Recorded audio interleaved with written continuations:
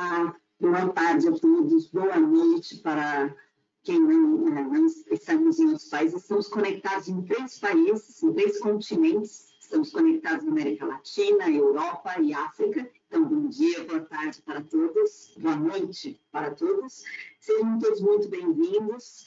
Meu nome é Salete Beltrão, eu sou diretora de desenvolvimento da DCAT Brasil. É um prazer estar com vocês.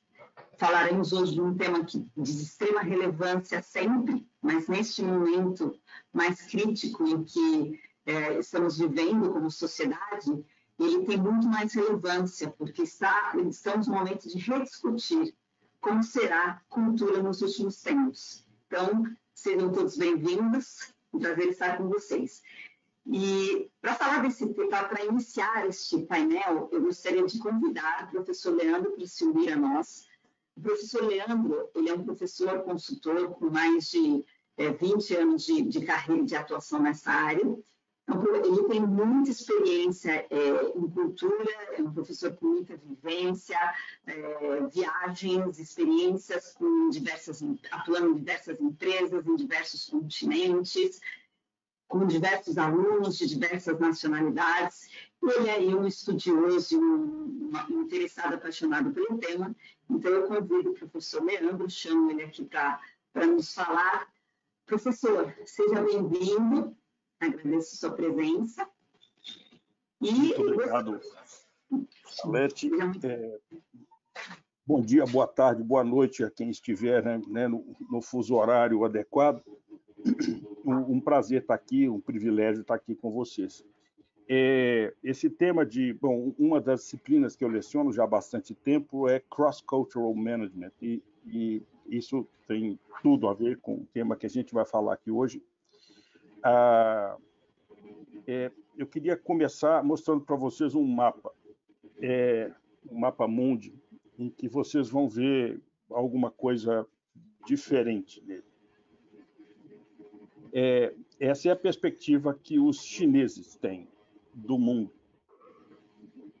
O nome original da China, que eu não vou me arriscar a repetir aqui em mandarim, quer dizer Império do Meio. É o país que está no centro das coisas, portanto.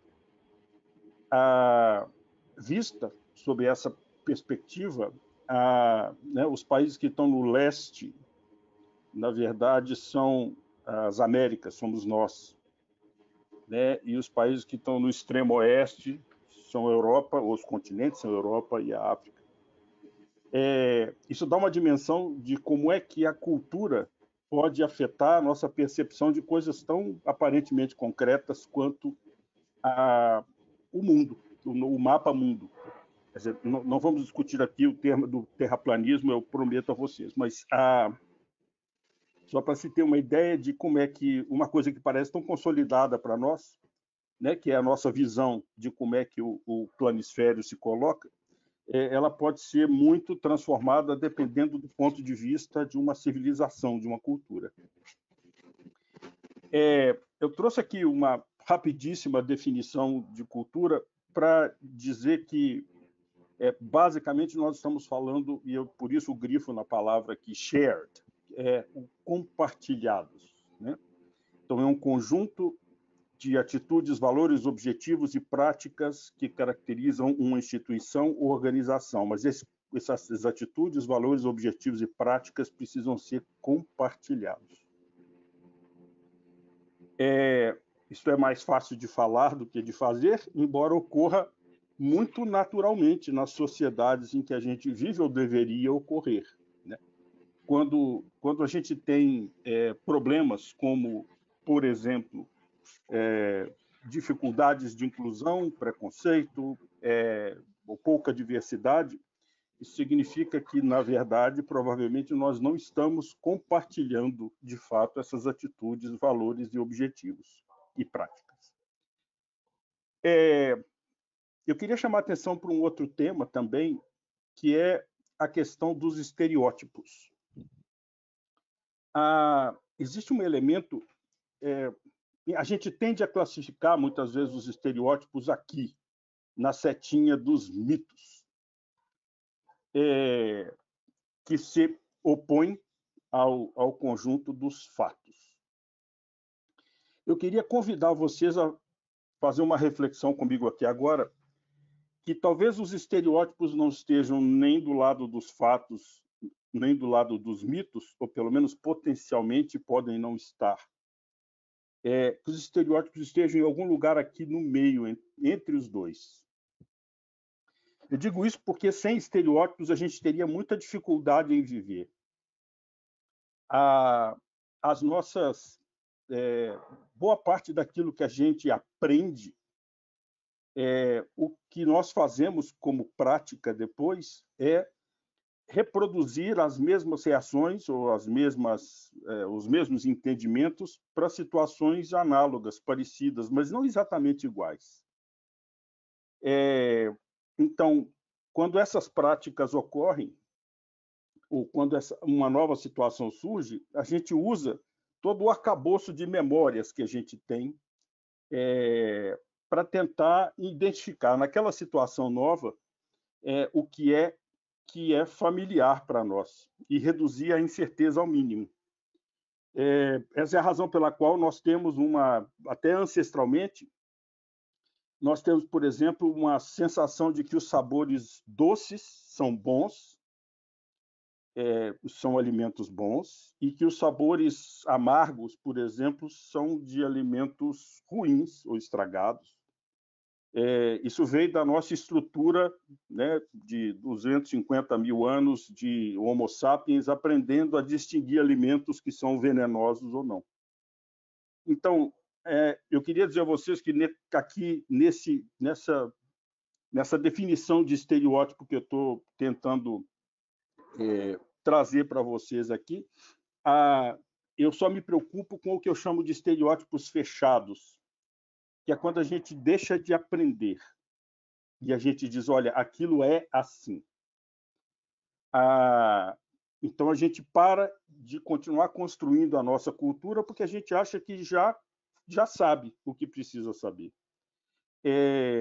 Enquanto a gente mantém os nossos estereótipos abertos, eles continuam sendo capazes de nos ajudar, mas eles terão também uma capacidade muito grande de nos fazer aprender coisas novas, porque eles vão sempre nos induzir a ter curiosidade para testar esses elementos que estão conosco e que formam aquelas imagens que a gente imagina que possam, de fato, ser contributivas para a gente compreender a realidade. Aqui só para dizer a vocês que culturalmente nós somos muito influenciados e por países os mais diversos, ou por culturas as mais diversas. Eu peguei aqui uma listinha que foi feita esse estudo é regular, ele acontece com frequência. Essa aqui é da versão 2021. Esses são, e aqui nesta ordem, necessariamente, os países com maior influência cultural no mundo. Isso é uma pesquisa, eles ouviram 17 mil pessoas em 78 países. Então, o país mais influente culturalmente no mundo é a Itália, depois a França, depois os Estados Unidos, o Reino Unido, o Japão, Espanha e por aí vai. Alguns países que a gente talvez não considerasse tão exuberantes do ponto de vista cultural, as pessoas que foram perguntadas entenderam o que há. Eu sempre vou considerar que o Japão tem um feito extraordinário, que foi ter nos ensinado a comer peixe cru. Nós, mundialmente, aquilo que parecia um alimento assim tão exótico, tão distante da nossa né, do nosso convívio, digamos assim, eles nos convenceram e a culinária japonesa hoje é uma das mais populares do mundo, atrás da italiana, que é sempre a campeã. Mas como é que essa cultura é feita? Né? Como é que uma cultura é feita? Eu estou pegando aqui um dos estudos sobre esse assunto para dizer que, olha, a gente tem aqui esses 8 elementos, né, que vão da estética, linguagem, religião, valores e atitudes, educação, o modelo de organização social, tecnologia e cultura material e a lei e a política. Todos esses elementos são, ao mesmo tempo, formadores da cultura e são frutos da cultura. Eu gosto sempre de lembrar que uma das coisas mais lindas que existem normalmente a língua padrão de um país é a língua falada na capital do país. Então, por exemplo, o francês padrão na França é o francês de Paris. Mas o italiano padrão, da época da unificação da Itália, não é o italiano de Roma, porque a Itália dá à estética uma importância tão grande, isso é um traço cultural, que eles escolheram como língua padrão a língua de Dante Alighieri, né? A língua da obra de Dante Alighieri. Então, isso dá uma noção da importância de 150 anos atrás, quando foi unificado o país, o quanto a cultura teve papel fundamental na escolha de uma coisa tão preciosa quanto o idioma comum que aquele país vai falar. Vários autores já disseram ou nos levaram a entender que a cultura é mais importante do que a estratégia. Então, a primeira vez que eu vi isso foi nesse livro do Edgar Schein, em que ele diz que cultura determina e limita a estratégia.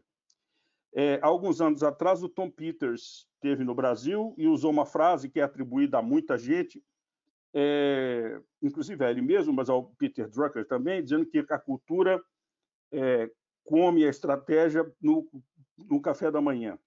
E tem um livro lançado depois que diz que a cultura come a estratégia no almoço. Não importa muito em que refeição a estratégia é devorada pela cultura, mas o fato é que, sim, a cultura é um elemento limitador e determinante da estratégia. Portanto, ela é anterior, mais importante do que ela. Bom, mas se é assim, por que é que a gente tende a considerar a estratégia e não a cultura o nosso guia principal nas empresas? Basicamente porque ela é mais simples e porque ela está escrita. Né? Usualmente a estratégia está escrita, formalizada num plano estratégico, e a cultura tem um conjunto enorme de elementos, alguns escritos, outros não, inclusive porque não seriam, por uma questão até de acanhamento, né? Alguns componentes da cultura empresarial que não estariam presentes em uma versão escrita por acanhamento, porque a gente julgaria que não é apropriado estar lá. No entanto, eles estão presentes no dia a dia, na rotina, e todas as pessoas, em especial esses componentes, vamos dizer assim, menos nobres, esses costumam ser muito conhecidos de todo mundo que está ali, naquele lugar. Para encerrar aqui, eu queria usar esse modelo de Johnson & Scholes aqui, que é muito conhecido, tradicional e tudo, e que fala sobre como é que a gente constrói uma cultura empresarial. Então, basicamente, nós estamos falando aqui de história, símbolos, rituais e rotinas, as estruturas de poder, a estrutura organizacional e os controles. E eu tomei a liberdade aqui de pensar um pouco se, em tempos de pandemia, nós estaremos mais ou menos favorecidos por esse processo. E a minha conclusão é que, pelo menos nesses elementos em que a gente tem interrogação, nós estamos muito comprometidos na construção de uma cultura empresarial, exatamente porque todos eles dependem, de uma forma mais ou menos importante, do contato cotidiano das pessoas. Então, se eu tenho um sujeito que trabalha no Google, por exemplo, ele não consegue aprender a cultura do Google em casa, porque na casa dele, a cultura prevalente é a da casa dele. Que não tem nada a ver com o Google, as paredes coloridas, os ambientes estimulantes e tudo, é a cultura da casa dele. E visto pela telinha, ela tem uma dimensão muito menor. O alento que eu posso dar a respeito disso, de todos esses riscos para a construção e manutenção de uma cultura, é que nós estamos nesse momento de pandemia, porque ela não foi planejada, nós estamos convivendo com os instrumentos que o período pré-pandemia nos trouxe para essa convivência, para esses encontros e tudo. Todas as ferramentas que a gente usa, elas foram criadas antes da pandemia, e, portanto, não foram criadas para uma situação de emergência tão aguda, para um uso tão maciço quanto aquele que a gente está fazendo agora. A boa notícia é que há muita coisa sendo desenvolvida no sentido de minimizar esses gaps e de tornar esse processo mais fluido. Então, é muito provável que a tecnologia venha muito em breve ao nosso socorro para nos ajudar a cobrir um pouco desse processo. Mas, seguramente, neste momento, até esse instante, histórias, símbolos, rituais e rotinas e as estruturas de poder, mais esses 3 primeiros elementos, estão muito prejudicados pela nossa falta de convivência. E aqui o meu último slide, isso aqui deixa eu pular. Eu mostrei para vocês lá que a cultura come a estratégia no café da manhã ou no almoço, ou que ela limita e determina a estratégia. Mas vocês veem como é que o vício é grande? Que se você pegar os livros, o Johnson e Scholes, todos eles estão falando sobre estratégia, ou seja, eles que são os pais daquele modelo tão clássico que a gente usa muitas vezes, né, além dos modelos posteriores, para falar sobre cultura. Mesmo eles sucumbiram aqui na hora de fazer as suas obras e acharam mais charmoso usar o título de estratégia e não o de cultura para tratar do conteúdo que eles tinham para tratar. Bom, era essa a introdução. Eu espero não ter extrapolado muito tempo. Muito obrigado aí a vocês. Excelente, professor. Muito obrigada. É sempre um prazer estar contigo, te ouvir falar e abrir esse painel com essa abordagem tão interessante, tão rica. Muito obrigada, professor. Obrigado. E nós teremos agora um painel com três profissionais, um moderador, que é o Felipe. O Felipe vai moderar esse papel. O Felipe é o diretor de vendas Brasil da Indeed. O Indeed é um grande parceiro do SEAT. O Felipe tem muitos anos de experiência, o Indeed tem uma presença global, então ele vai moderar esse painel com toda a sua experiência e carinho e todo o seu know-how, conhecimento, atuando globalmente pela Indeed. Também teremos nesse painel a Patrícia Pugas. A Patrícia Pugas ela é formada em Direito, mas ela tem mais de 15 anos de atuação na área de recursos humanos, passando por grandes empresas. A Patrícia hoje trabalha na Magazine Luiza, que é uma empresa muito representativa no Brasil, que sempre traz uma abordagem de cultura diferenciada, que sempre questiona diversidade, ela sempre se posiciona de uma forma muito positiva no que diz respeito à disrupção de estereótipos, como trouxe o professor Leandro para nós. Também estará conosco a Daniela Reis. A Daniela Reis é vice-presidente de recursos humanos da Puratos para a América do Sul e América Central. A Daniela também tem muitos anos de recursos humanos, ela é formada em psicologia, tem MBA em gestão empresarial, é muito atuante nessa área de recursos humanos, sempre em debates que enriquecem ao público de recursos humanos. Ela é nossa presidente da DCAT Brasil e ela vai falar um pouquinho para a gente também da cultura na Puratos. Teremos também o Douglas é formado em administração, também com mais de 25 anos em recursos humanos.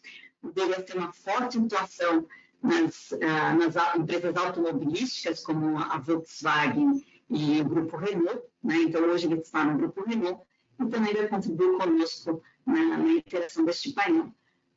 Felipe, por favor, Felipe, Patrícia, Douglas e Daniela, prazer em recebê-los. Obrigado, Salete. Prazer enorme e parabéns pela apresentação, Leandro. Foi rápida, sucinta, mas trouxe uma série de insights, provocações aí, que depois cada uma delas leva 1 hora, 2 de conversa, né? Particularmente adorei a brincadeira de não importa em que refeição, mas a cultura vai comer a estratégia. E obrigado, Salete, pelo convite. Prazer enorme estar aqui com todos vocês. Admiro demais todos vocês, né? E vou procurar fazer o meu melhor para tornar essa discussão bastante produtiva. Avisar a todos que podem enviar o seu as suas perguntas. Eu vou receber perguntas aqui através da equipe da DCH, né? E eu queria só abrir, antes de perguntar para a Dani, para o Douglas e para a Patrícia, com uma pergunta para o Leandro, né? Que é para a gente poder né, começar a aquecer, né?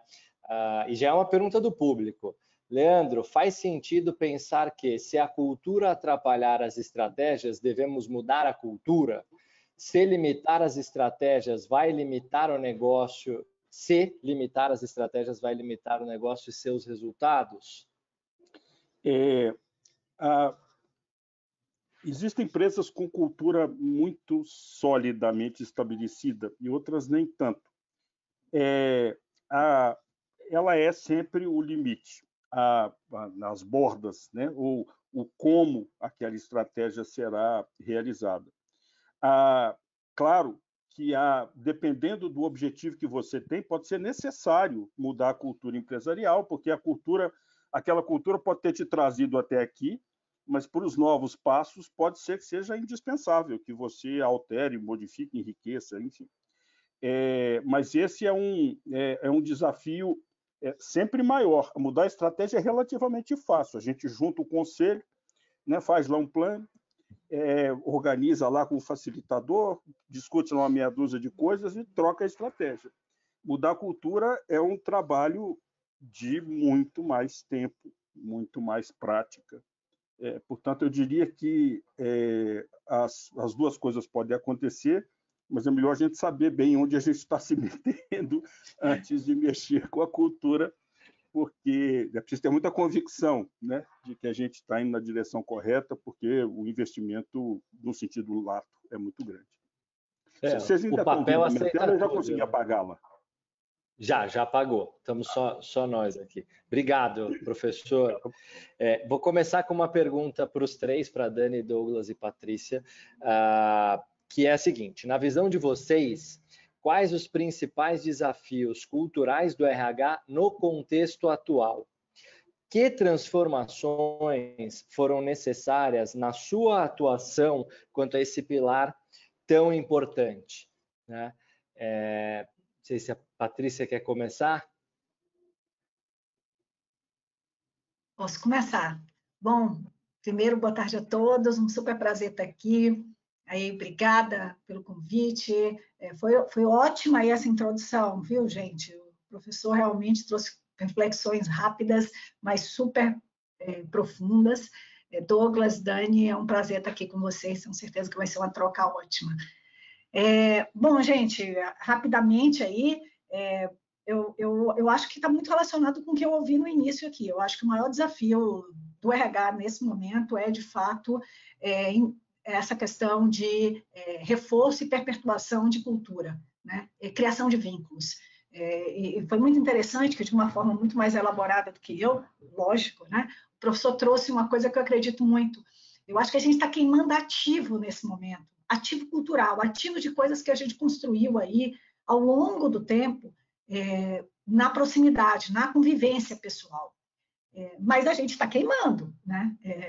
O tempo está passando, está demorando mais do que a gente imaginava, né, gente? A gente não imaginava demorar tanto.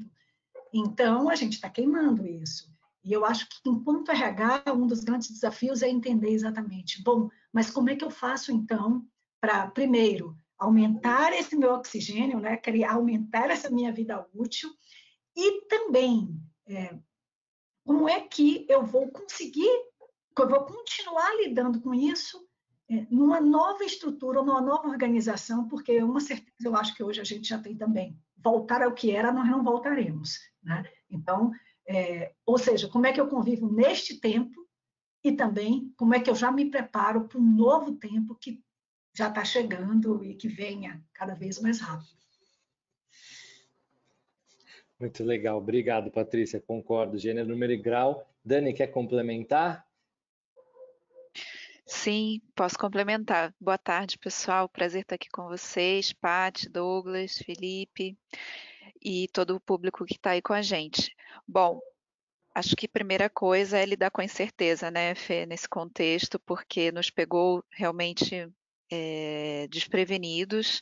Acho que a gente escutava, às vezes, né, algumas teorias de que talvez uma pandemia, em algum momento, né, pudesse vir e transformar o mundo, mas acho que ninguém tinha essa noção de que era algo que realmente poderia chegar assim tão de repente.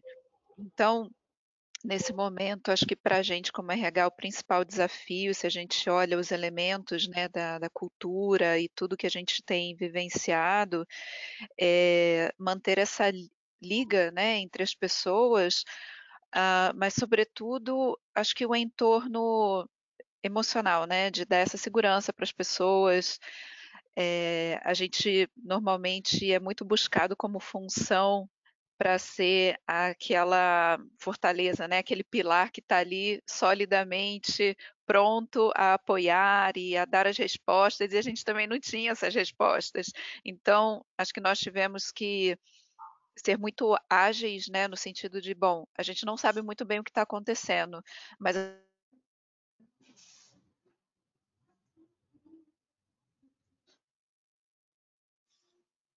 Eu perdi a a Dani. gente Ou será precisa, que... sim, Ah, atuar de uma maneira rápida, né, e acho que tendo no centro.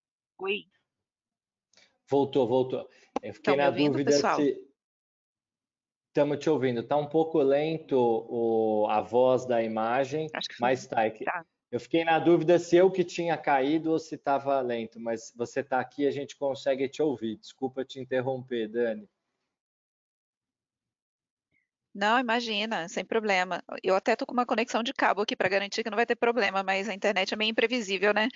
Então, desculpa, voltando, acho que a gente precisou realmente, no momento de muita incerteza, não deixar de agir. Então, acho que esse foi o principal desafio para a gente, especialmente como RH, como a gente consegue trazer essa segurança se nós mesmos também estamos cheios de incertezas, né? E rapidamente trabalhar com a liderança. Então, acho que isso para mim foi o principal caminho, né, que a gente procurou trilhar. Então, já que todos nós precisamos nesse momento trazer algum norte para as pessoas, vamos trabalhar via liderança. Então, acho que esse foi o principal desafio, né, que a gente teve, de muito rapidamente colocar esses líderes juntos e, pessoal, olha, é isso aqui que a gente precisa fazer, né? Vamos aqui juntos tomar as melhores decisões, as que deixem as pessoas mais seguras nesse momento, que a gente possa dar continuidade, que a gente saiba aproveitar, né, da melhor maneira as oportunidades e lidar com a crise. Então, acho que foi um pouco disso que a gente precisou transformar. Então, num contexto em que a gente não pode estar junto, como a gente pode ficar próximo? Então, acho que esse foi o principal caminho que a gente tentou trilhar, nesse mais de um ano aí, né, como desafio de RH. Muito legal, muito legal. Eu vejo que assim, não como RH, mas como, né, um líder na minha empresa, o como o RH do Indeed foi crucial para nos treinar para que a gente pudesse se cuidar e cuidar dos funcionários, né? É repetitivo, mas é verdade, né? De você perguntar para o seu time como é que você está antes de começar a reunião, né? E isso ser verdadeiro, acho que várias coisas, mas não vou me alongar, óbvio. Douglas, por favor, complementa. Olá, Felipe. Obrigado. Boa tarde a todas, todos. Olá, Patrícia. Olá, Daniele. Prazer enorme estar com vocês aqui para esse bate-papo, né? Obrigado pela oportunidade.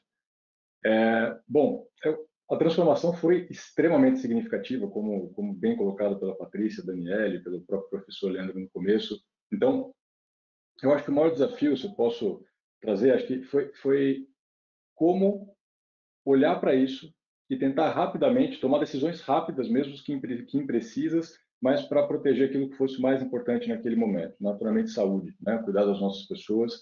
E sim, a gente como recursos humanos, como você bem mencionou, Felipe, a gente, né, teve o protagonismo de entrar e puxar essa discussão e reagir rápido. Em alguns casos, sim, a gente tomou decisões que não eram as mais acertadas, a gente aprendeu com isso, a gente implementou novos modelos, e eu acho que isso é um dos aspectos positivos dentre todas as outras transformações em que a gente teve a chance de acelerar.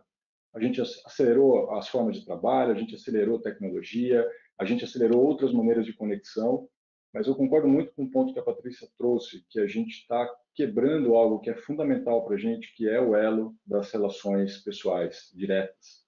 Então, por mais que a gente tente suprir com todos os mecanismos que a gente desenvolveu, eu acho que o dilema que fica é qual o efeito disso no aspecto cultural do médio e longo prazo. E acho que esse é o dilema que a gente, enquanto RH, tem se debatido, tem discutido, tem refletido para tentar buscar as melhores respostas de como conduzir, através de todas as inovações, reflexões, tudo que a gente tem testado nesse período, mas que sim, a gente já vê um volume de pessoas nas organizações que nunca tiveram presentes na organização. São desde o início, quem começou a trabalhar há mais de um ano já trabalha remoto, que pessoas da equipe que nós nunca nos vimos pessoalmente. Então, são efeitos que, sim, eles trazem aqueles pontos de interrogação do professor, pontos de como a gente vai tratar, como a gente vai reaproximar isso tudo. Espero que seja também algo que não demore tanto, mas são efeitos que a gente precisa ponderar. Com certeza, com certeza. Legal. Bom, agora eu vou fazer o seguinte, eu vou fazer perguntas individuais de projetos que eu soube no bastidor que são projetos interessantes que cada um de vocês liderou e vem liderando, que é sempre uma construção contínua, e eu intercalo com perguntas que eu estou recebendo aqui no chat também, tá? Então eu vou começar a primeira pergunta para a Dani, e aí eu tenho minha colinha aqui, Dani, que é basicamente sobre o projeto de transformação cultural e liderança que você está conduzindo na América Latina. Você pode nos contar mais sobre esse projeto e também como ele foi ajustado devido à pandemia, Porque ele era, pelo que eu entendi, ele já era um projeto e teve o seu ajuste e segue ocorrendo, Então, estou muito curioso para saber. Legal, Fê. Vamos falar um pouquinho sobre isso, sim. Bom, acho que é importante, para quem está nos assistindo, explicar um pouquinho sobre a Apuratos, que esse é um dos nossos desafios, também ser mais conhecido pelo público, apesar de ser uma empresa que já está no mercado há mais de 100 anos, não é tão conhecida porque a gente está muitas vezes nos bastidores dos alimentos. Então, começar falando, que é uma empresa de alimentos, uma empresa belga, que está presente em mais de 70 países, e a gente trabalha com coisas deliciosas, com insumos, ingredientes, misturas, diversas soluções para áreas de panificação, confeitaria e chocolate. Então, muita gente certamente já comeu algo produzido pela Apuratos, mas sem saber, porque quem aparece é o nosso cliente, não somos nós. Então, a Apuratos é uma empresa familiar, totalmente profissionalizada, porém tem esse aspecto, A gente tem cerca de 10 mil colaboradores aqui na região pela qual eu sou responsável como RH, a gente tem mais ou menos 1.200 pessoas espalhadas em mais de 20 países.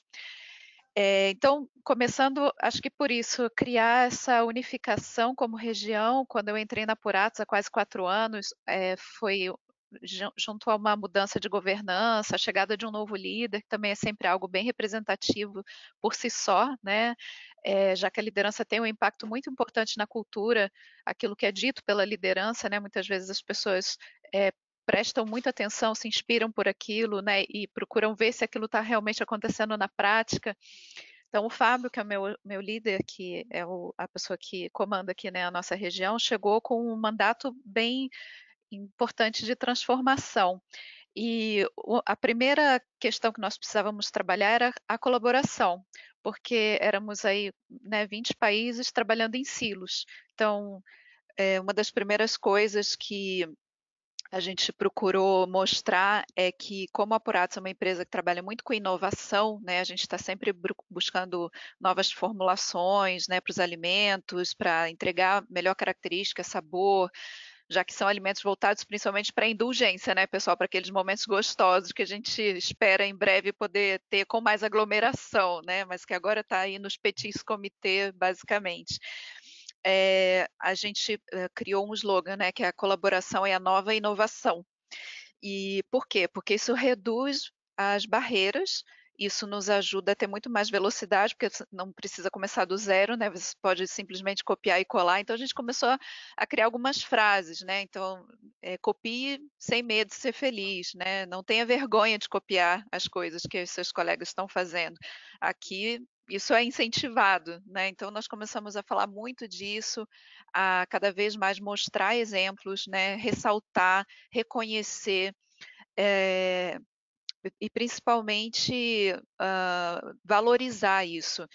E também vimos que alguns elementos fundamentais para a gente era criar uma cultura de mais confiança, de mais feedback e de mais agilidade nas decisões.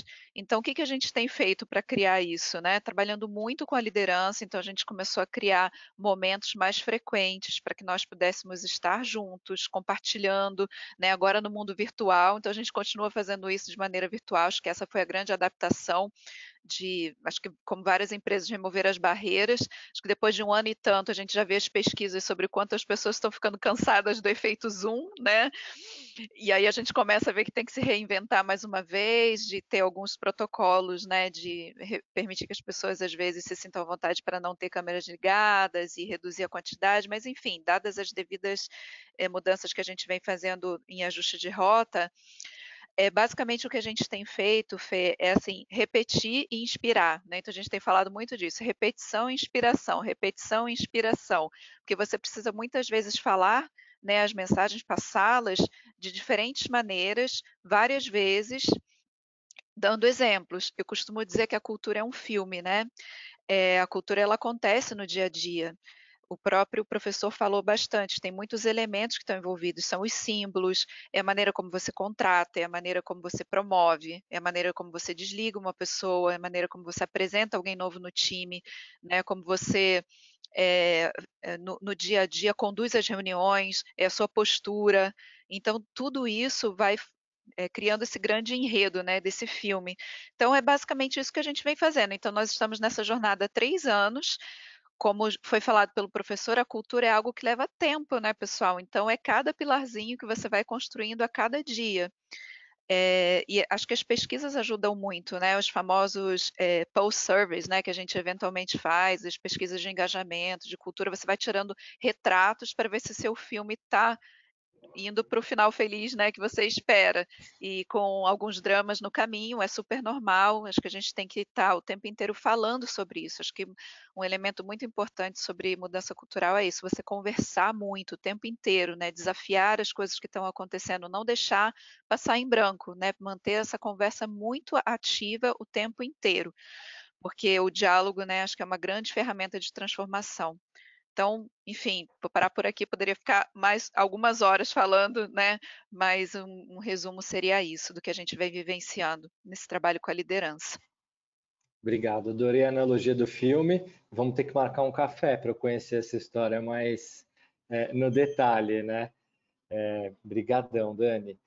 Vou fazer, né, seguindo uma ordem de cavalheirismo, vou fazer a próxima para a Patrícia, que é sobre um trabalho que acho que até o mercado sabe bastante, né? Que já existem alguns anos de métodos ágeis e squad no Magazine Luiza. Né? Então a pergunta é assim: diante do momento atual de pandemia, o que mudou na maneira de adotar, acelerar a cultura ágil nesse contexto que estamos vivendo? Quais são os desafios culturais que ainda precisam enfrentar? Bom, vamos lá, né? Eu acho que a primeira coisa que a gente tem que registrar, né, para responder isso aí, é que essa questão da agilidade, ela realmente é um traço cultural, a agilidade como ela é vista hoje, ela é um traço cultural já sempre existente no Magalu, tá? Na verdade, tenho certeza absoluta que nós não inventamos a agilidade, mas, sem dúvida, nós já praticávamos sem saber que ela existia, né? Por quê? Porque já era uma questão muito cultural, ia ser uma coisa que estava nos nossos valores, está nas nossas práticas. A questão da simplicidade, dos testes constantes, dos feedbacks em tempo real, do trabalho colaborativo. Então, que já são traços, hoje são traços atribuídos a uma cultura ágil, mas que, na verdade, eles já aconteciam e já eram promovidos, já eram valorizados na própria estrutura da companhia. Sem dúvida, a pandemia fez com que a gente tivesse que revisitar algumas questões, né? Em especial as nossas práticas, sob esse olhar. Né? embora nós sempre fôssemos convidados a fazer isso, e somos, e fazemos isso constantemente, na verdade, a gente teve que mudar o olhar e começar a olhar na ótica da pandemia. Ou, especialmente, a gente teve que, com este olhar, né, com esta cabeça de agilidade, nos debruçarmos sobre as práticas que nós já tínhamos para adaptá-las ao momento de pandemia. Então, de fato, isso foi bem profundo. Nós mudamos bastante coisa aqui dentro, aliás, nós não, né? Tenho certeza que todo mundo aí teve que mudar.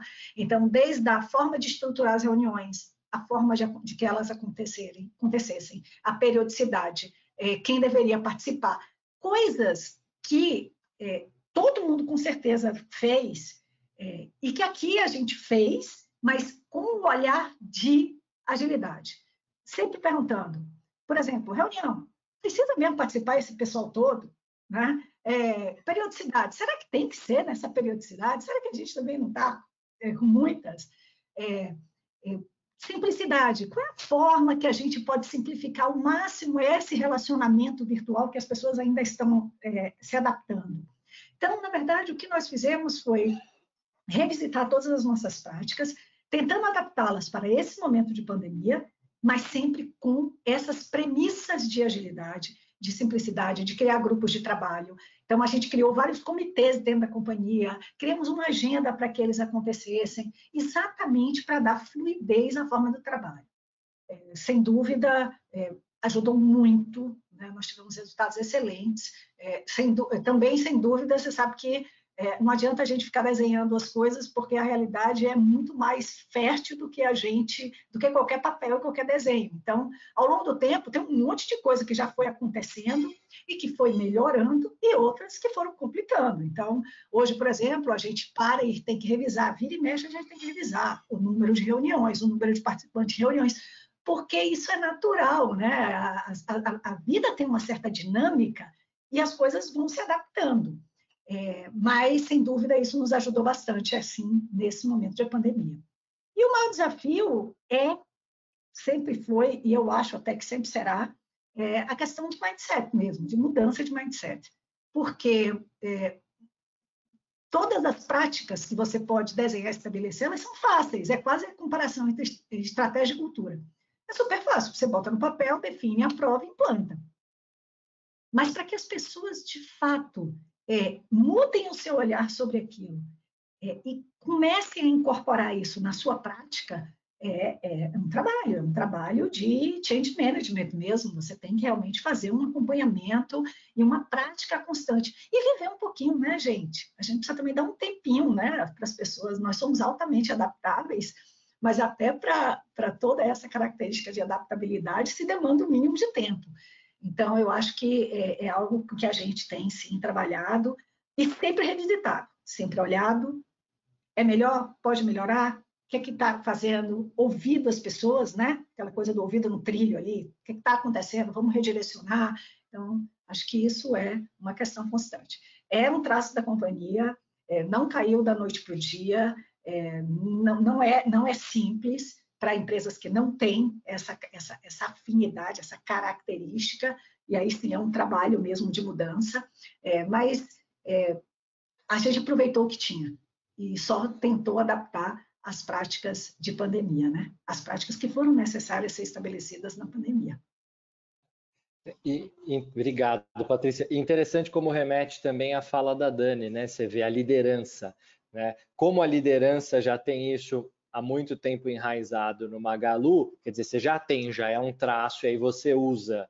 E a Dani trouxe um exemplo de 4 anos de trabalho levando a um novo mindset, né? Então, como a liderança ela é importante, né, na cultura, no exemplo. Legal demais. Bom, eu vou passar para a pergunta para o Douglas, e depois já tem aqui, não sei se vai dar tempo, porque já tem um monte de pergunta aqui no chat para vocês três. Douglas, a Renault, ao longo dos tempos, desenvolveu iniciativas de bem-estar e houve um reforço significativo durante a pandemia. Você pode compartilhar conosco como foi o processo de comunicação que suportou o bem-estar e saúde mental das pessoas? Acho, né, fundamental o nosso dia a dia. Só um parênteses, outro dia eu fiz a moderação de um painel com CEOs de grandes empresas e eles só falavam disso. Eles só falavam da importância da saúde mental dos colaboradores. Assim. Então, estou muito curioso para ouvir sobre o teu projeto. Legal, Felipe. Obrigado aí pela pergunta. Acho que eu trago aqui duas perspectivas. A gente falando de cultura, a gente, como vocês destacaram, né, o quão é fundamental a liderança. É indiscutível. Mas como a gente está puxando um pouco para o tema comunicação, então assumindo que a premissa da liderança ela é a essência do aspecto cultural do que a gente vai tratar, eu vou trazer esse quesito comunicação como algo naturalmente estratégico também, né, como um outro pilar muito importante da modelagem cultural, olhando para o tema do bem-estar como valor para a gente. Então, assim, bom, primeiro ponto, a gente tem um conceito de bem-estar, o bem-estar Renault, ou bem-estar na Renault, a gente usa essa analogia, porque a gente desenvolveu um modelo integrado, né, ele tem 8 eixos que consideram vários aspectos que a gente entende que representam o que significa bem-estar para os nossos colaboradores e familiares. E aí, claro, naturalmente, a pandemia ela colocou à prova várias coisas, mas um pilar, naturalmente, é segurança e saúde das pessoas. Então, nossa primeira reação, e naturalmente para demonstrar esse valor cultural, foi o que quer que a gente tenha que fazer para cuidar das nossas pessoas, a gente começará fazendo. Então, a gente, por exemplo, no início da pandemia, nossa decisão foi interrompemos as atividades, todas as atividades, até que a gente consiga estabelecer um protocolo de segurança que seja extremamente robusto, validado por diferentes partes, né? E aí, o que nos deixou muito feliz é que o nosso protocolo virou uma referência regional no Brasil, entre o grupo de montadoras, então a gente acabou até contribuindo no desenvolvimento de protocolos dentro do segmento, para que então a gente, para as atividades, exclusivamente aquilo que era industrial, retomassem as atividades. Tudo que é administrativo está desde março de 2020 em casa, porque naturalmente pelo princípio de proteção às nossas pessoas. E aí entra o ponto, né? Primeiro movimento, todo mundo em casa, como que a gente faz para manter conexão, como a gente faz para comunicar claramente para as pessoas. Então, a gente começou a acelerar e estimular canais que a gente tinha, né, e adaptando, reinventando modelos. A gente já tinha os nossos encontros com a liderança.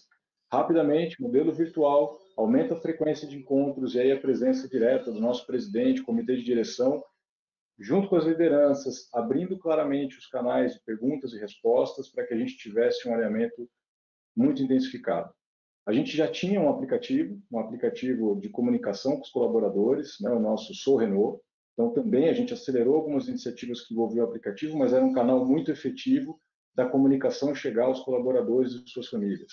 E aí a gente começou a usar outros métodos que não eram tão incisivos, por exemplo, vídeos. Então, a gente simplificou o jeito de fazer vídeo e as mensagens através de vídeos e WhatsApp. Então, além da distribuição dos nossos canais de aplicativo, a gente usou muito o WhatsApp, porque as pessoas viam, né, quando eram mensagens que a gente queria reforçar aspectos de segurança, isso chega fácil porque o colaborador, a colaboradora recebe, passa para sua família, então essa comunicação ela chega, a mensagem da organização ela se torna presente. E aí a gente também estimulou a proximidade da liderança no ambiente de distanciamento. Então a gente fez, né, alguns guias e orientações para que todos os nossos líderes ligassem para 100% das suas equipes para saber como as pessoas estavam. Então, assim, o básico é o contato para entender como que as pessoas estavam, como é que estavam as famílias, se precisavam de algum apoio por parte da organização. E a gente começou a criar uma prática em cima disso, né? Então, essas foram algumas medidas. E aí tem um capítulo específico, naturalmente depois o pessoal, né, industrial volta para a fábrica, mas a gente continua então com os times administrativos à distância, né, a realidade de todos aqui. E aí vem aspectos bem específicos que a gente então vai perceber, que é o que você menciona na sua pergunta da saúde emocional, né? Um nível de ansiedade crescente, né? Um nível de estresse, as pessoas muito preocupadas por vários aspectos, seja o aspecto profissional, a gente sabe que alguns segmentos, como, né, o automobilístico foi um, diretamente afetado, então as pessoas preocupadas com seu emprego, além do quesito saúde, as pessoas trabalhando em casa com crianças pequenas ou sem uma infraestrutura nada, né, tudo isso que deixa, né, e mesmo a questão de saúde, né, pessoas próximas ficando doentes ou até, né, em caso de falecimentos, que são temas muito pesados. Então a gente começou a intensificar os temas de saúde mental, né, e questões psicológicas. Então a gente criou rapidamente uma regra de ouro, né, o nosso jeito Renault de trabalho remoto, com orientações para tempo de reunião, espaçamento entre reuniões, né, horários de início, término, para que a gente não tivesse aquele efeito que se parecer muito rápido, as pessoas trabalhando muito mais em casa, sem pausas, né? Então, a gente rapidamente começou a orientar e comunicar sobre isso. A gente tem Talks, que a gente já tem uma prática dos Renault Talks, a gente começou a trazer muito conteúdo sobre, né, saúde mental, sobre práticas de trabalho remoto, saúde emocional, e a gente trouxe parceiros. Então a gente trouxe, né, uma empresa que é uma parceira nossa, que é o Zen Club, que é uma plataforma, um aplicativo que tem vários conteúdos interessantes, né, para autoconhecimento, para autocuidado, e também a possibilidade de consultas, de terapias através do próprio aplicativo, né, e o que dá para a gente, enquanto organização, um retrato, naturalmente protegendo a individualidade, mas dá um retrato geral de principais pontos que estão sendo observados. Então, isso tudo criou um canal, né, para a gente poder observar, escutar, perceber e aí reagir através dos canais de comunicação que eu mencionei aqui. Então, um trabalho permanente, na verdade, mas que é fundamental. Adorei, você deu também uma aula ali, que nem o professor, assim, com um manual, né, do que fazer com base no projeto que vocês fizeram. Obrigado. Muito legal, muito legal. Pô, vou ter que marcar café com os três e com o professor para eu poder aprender mais aí, porque realmente dava para fazer uma hora só com cada um, né? Tem uma pergunta aqui do público que eu gostei muito, porque linka com o momento atual, linka com o que o professor falou. Eu vou fazer para vocês três. E a pergunta é o seguinte: o professor falou que cultura em home office não é a da empresa, e sim da casa do indivíduo. Achei interessante isso também. Como será o reforço da cultura no futuro do home office?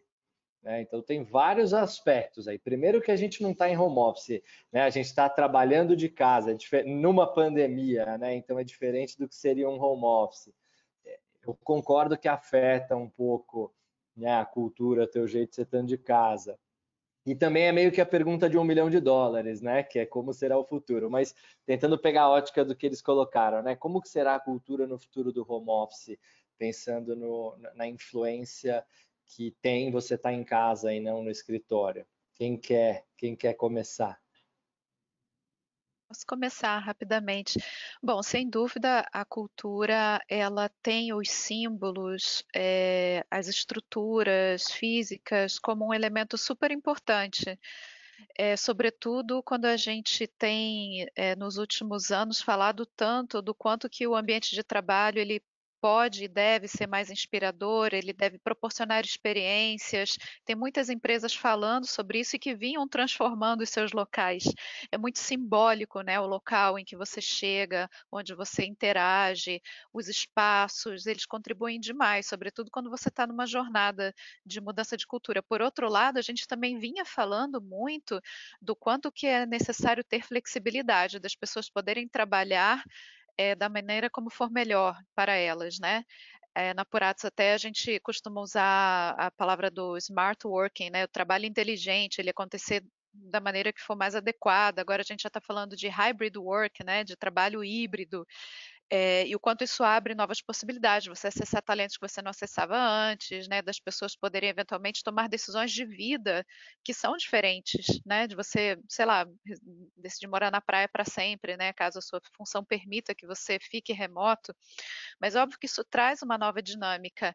Eu acho que agora, Fê, a gente está num extremo, né, eu costumo pensar, né, assim, como filosofia de vida, que o bom é o equilíbrio. Então, é muito ruim você só poder trabalhar fisicamente todos os dias no mesmo lugar, né? E é muito ruim, de repente, também você só, né, você ficar aprisionado dentro de casa, porque é algo que, na verdade, está numa outra esfera, né? Está numa esfera de uma situação extrema que a gente está vivendo e que nos tira algumas liberdades. Então, acho que não é exatamente isso que a gente falava quando a gente, né, pensava no futuro do trabalho em relação à flexibilidade, a trabalho de casa. Então, acho que a gente ainda vai chegar numa nova equação, né? Quando a gente tiver, enfim, com uma imunidade que nos permita voltar a ter uma vida mais parecida com o que a gente tinha ou fazer coisas que a gente não está fazendo hoje. Então, eu particularmente não sei, não concordo muito que seja a cultura do local onde você trabalha, porque você está ali na sua casa, né, ou no lugar onde você decidiu trabalhar, mas você está o dia inteiro fazendo 1 milhão de interações. Você continua recebendo os e-mails, você continua recebendo as comunicações, você continua conversando com as pessoas, e a cultura ela também é feita disso, né, das rotinas, ainda que elas estejam adaptadas, são rotinas, como a Paty falou, é o número de reuniões que você tem, é o número de pessoas que estão envolvidas num processo de decisão, são as relações de poder. Então, essas coisas que também fazem parte dos elementos da cultura, elas não deixaram de existir, elas só estão acontecendo de uma maneira diferente. Então, eu acho que a gente está ainda tentando descobrir onde isso tudo vai dar, né? Mas acho que hoje é um mix, onde você tem a sua vida familiar participando da sua vida do trabalho, né, sem muita fronteira. Quantas vezes o meu filho apareceu em call, né, ou pulando atrás de mim, ou choro de criança, barulho de obra, eu não tenho cachorro, mas quantas vezes eu já escutei cachorro latindo, né, e enfim, chega o delivery de comida e você, não, peraí, porque eu tenho que descer para pegar a comida, né, então essas coisas não aconteciam, né, então a gente está passando por essas transformações, então essa é a minha visão pessoal. Muito legal, muito legal. Concordo. Aqui, bebê, 2 cachorros, esposa trabalhando na sala, quase que num coworking, a gente chama de nosso coworking aqui, esse pedaço da casa, né? Legal, Patrícia ou Douglas querem complementar? A gente está chegando no final, claro que antes eu ainda vou pedir para vocês, né, fazerem um fechamento, mas se vocês quiserem complementar essa pergunta. Eu quero falar, quero colocar um ponto. Bom, primeiro que, de fato, eu acho que você falou tudo, é a pergunta de $1 milhão, tá? Inclusive, gente, se alguém souber responder, alguém da audiência souber responder, por favor, me passa a mensagem, porque acho que realmente é o nosso grande desafio. Eu, particularmente, de tudo que eu tenho visto, lido, refletido, estudado, eu acho que sim, a gente vai achar um meio termo. Acho que é um pouco do que a Dani falou. A gente vai ter que achar um meio termo. E o meio termo necessariamente passa por um convívio físico e por um convívio online. Eu acho que esse momento, ele é um momento super delicado, porque eu acho sim que a gente perde muito vínculo cultural mesmo. E se não é 100% verdade que a cultura é a cultura da sua casa, a cultura passa a ser meio da sua casa, porque você fica meio que dividido e você tem uma série de inputs, e não são só os inputs físicos, mas são os inputs relacionais. No escritório, você passa, fala com um, tem uma questão de observação, né? Você consegue olhar como as pessoas se relacionam, como as pessoas trabalham. Numa reunião, você olha, você consegue ver o gestual de todo. Eu não sei se é porque eu sou muito ligada nisso, eu sou super observadora, e eu sou muito ligada. Eu acho que as mensagens, elas se passam muito mais na forma de se relacionar do que no conteúdo do que está sendo dito. Então, eu acho que esse talvez seja o maior prejuízo de você não estar ali no dia a dia.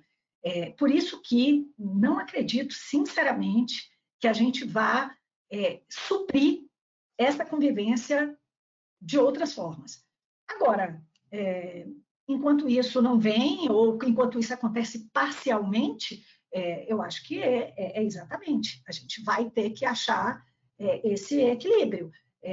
E provavelmente vai ser mesmo por um meio do caminho. Porque a gente precisa, sim, achar um meio de reforçar símbolos, contatos, conexões, e isso a gente consegue muitas dessas coisas online, mas essa questão do ambiente, da ambiência, é insubstituível. Você não consegue olhar o todo, você não consegue perceber nesses contatos. Sabe aquele cafezinho, aquela reunião na passagem ali na mesa de alguém, e os códigos que você tem dentro de uma organização? Eu adoro ir, quando eu vou em qualquer lugar, eu faço isso em restaurante, eu faço isso em todos os lugares, em empresas em especial. Eu adoro ficar tentando captar os códigos daquele local, porque são muito interessantes, né? São sempre muito interessantes. Aliás, diz que tem a história da cultura, a cultura come a estratégia, manhã e tal, ou no almoço, mas tem uma que eu também ouvi que é ótima, né? De que a cultura é aquilo que acontece enquanto os líderes não veem, né? Por isso que o pior que é mesmo, né? Tem um monte de coisa que acontece enquanto os líderes não veem. Daí porque é tão importante a gente estar próximo para ver, né? Então, eu acho que o caminho é esse. É um desafio, mas eu particularmente acho que não vai dar para excluir algum momento em algum tipo desse convívio. Obrigado demais. Muito bem. Que painel sensacional, fantástico, discussões ricas. E eu queria agradecer imensamente a todos vocês, ao Felipe pela excelente moderação, a Dani, o Douglas, a Patrícia. Eu fiquei encantada com tudo que foi debatido aqui, tão relevante, tão importante. Então, eu agradeço imensamente a presença de vocês. Queria agradecer também imensamente a presença de todos que estão online conosco, que contribuíram com perguntas. Espero que tenhamos deixado uma bela mensagem e queria deixar 2 convites para vocês, né? O primeiro é para nosso próximo webinar, que vai acontecer dia 23 de junho, neste mesmo horário, às 13h, que nós falaremos sobre os relacionamentos, as novas relações de trabalho, né? Considerando aí, dando linha nesse tema de cultura, como serão as novas relações de trabalho, como bem disse a Patrícia, né? Como é que serão os ambientes? Então, como serão as novas relações de trabalho? Então, nós vamos continuar nessa linha. E o segundo convite é para quem está online, que ainda não é associado da DCAT, por favor, façam sua associação, para poder participar de todos esses ricos debates, discutir sobre tendências, fazer um networking global de recursos humanos. Então, deixo o convite de vocês para que entrem no site da DCAT e se associem à DCAT. Então, desejo a todos uma boa tarde para a América Latina, uma boa noite para a Europa e África. Boa tarde, muito obrigada.